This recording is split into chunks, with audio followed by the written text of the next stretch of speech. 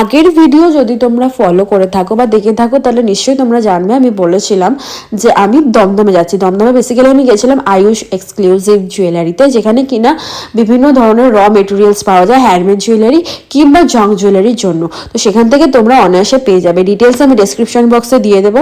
And ফেরার সময় দমদম স্টেশনের 1 নম্বরের গালাগুড়ায় দোকানটা ছিল, যেখান থেকে চিকেন কাটলেট খেয়েছিলাম। অ্যান্ড ব্যারাকপুর স্টেশনে নেমেই সঙ্গে সঙ্গে দেখলাম যে হনুমান মন্দিরের ভোগ দিচ্ছে, শনিবার ছিল, তো ভোগটা নিয়ে নিই, ঠাকুরের প্রসাদে মানা নেই।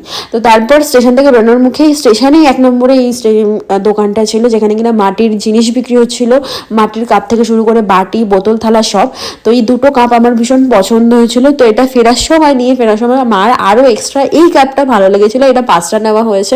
অ্যান্ড সত্যি ফিনিশিং ভালো, এত সুন্দর এত সুন্দর কাজ, মানে সত্যি।